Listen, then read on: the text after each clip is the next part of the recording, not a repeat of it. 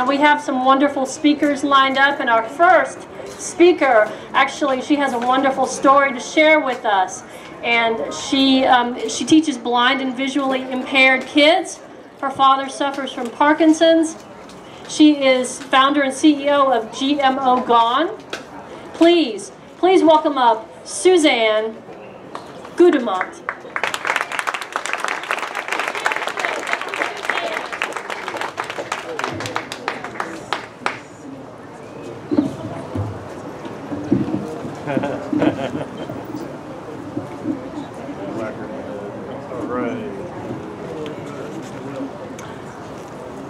Every 34 seconds in the United States, someone has a heart attack.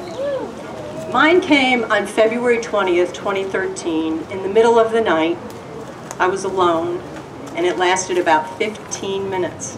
I had no obvious risk factors, or so I thought. After confirmation of the heart attack and an EKG showing some serious damage, the cardiologist ran the classic battery of tests. What did she find? 0% blockage, 0% calcium buildup in my heart, but my bad cholesterol was 171. She wanted to refer me to a pulmonologist, saying, "I have no idea why you had a heart attack."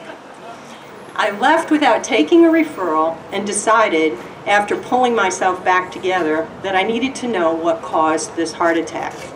And with some grim statistics on surviving the likely second heart attack, I knew my life hung in the balance. Somehow, I knew the answer wasn't on WebMD. The library did not offer much help. The Heart Association had a few suggestions about diet and exercise, but I understood the answer was more fundamental. What stuck in my head is that 2/3 of heart attack patients do not take the necessary steps to prevent another heart attack. I needed to be in the surviving third. So I started at what I thought was the beginning, but I know now was just the tip of the heart attack iceberg. I thought back to my confusing symptoms that grew over many months and made me think more than once that I was losing my mind. They included liver cysts, kidney pain, incredible thirst, swollen thyroid, neck pain that radiated into my brainstem, and much more. Oh, and the angina that lasted for a week before the heart attack. At the time, I was also taking an anatomy and physiology class and was studying the endocrine system.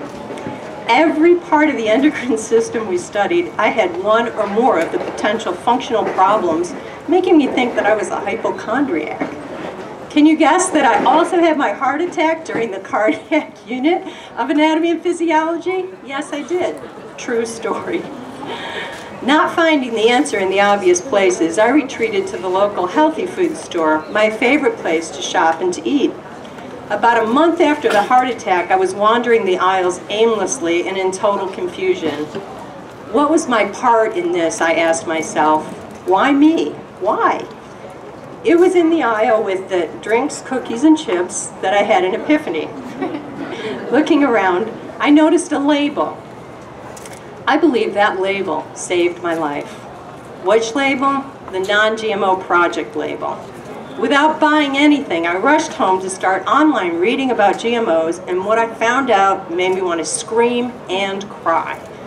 The endocrine problems that I experienced are the classics associated with the interaction of the body and GMOs, between the genetically modified seeds that mimic RNA and cause DNA issues, and the neurotoxins found in Roundup, the constant companion of GM seed in farmers' fields, I realized that I was collateral damage for an industry that is obsessed with producing chemicals and profits in unprecedented levels.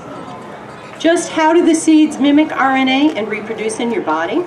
The research scientists at Monsanto have identified the gene sequences in our seeds and replaced the original sequences with other features. The classic example is that of BT corn, which produces its own insecticide. It's even listed as an insecticide by the EPA. It defies common sense to think that a product that produces an insecticide that causes the guts of insects to explode would not, over time, cause the same intestinal problems for humans who eat the corn. And the insecticide reproduces in our guts. Not very comforting news. My body tried to tell me that something was harming me. I just didn't know what it was. So I set off to become my own science experiment instead of Monsanto's. I decided to go GMO-free. I decided to go GMO-free for a year and see if that would change my body and change my life. I went GMO-free on June 1st, 2013, nearly 2 years ago.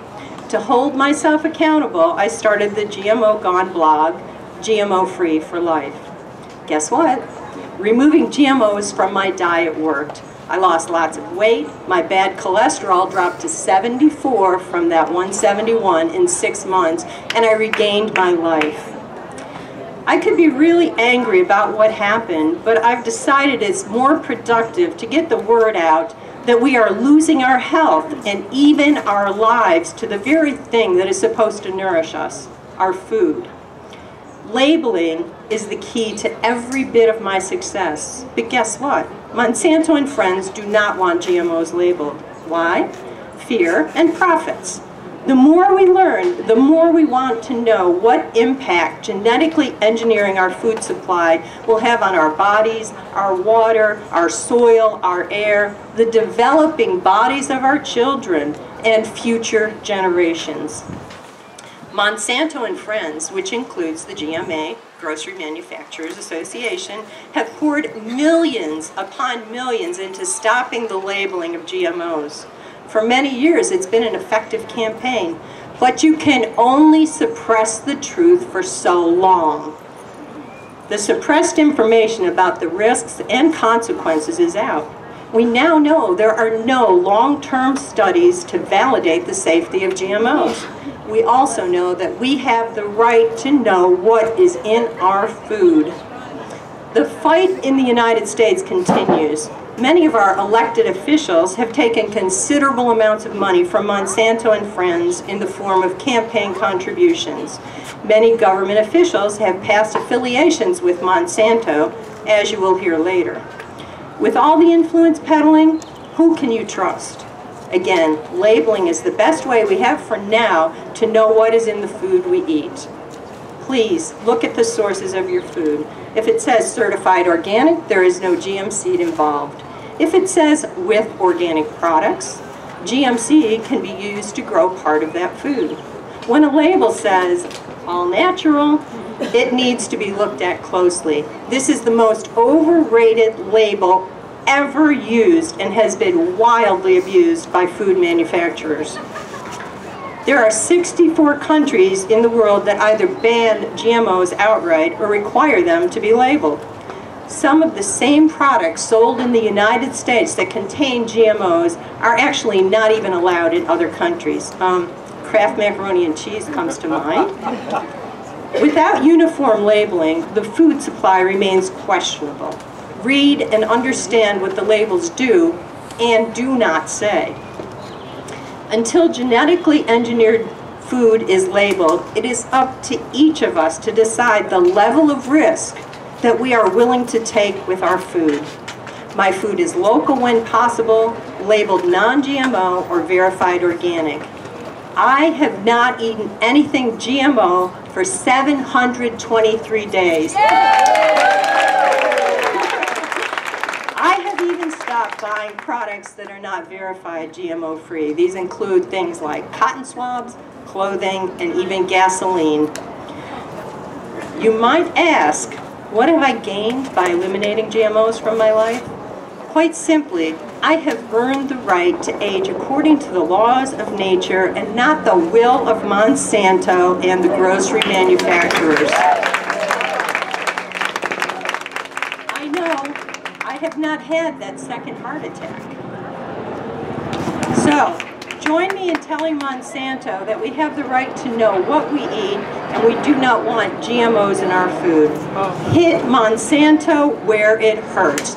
Don't buy and don't eat GMOs. Thank you.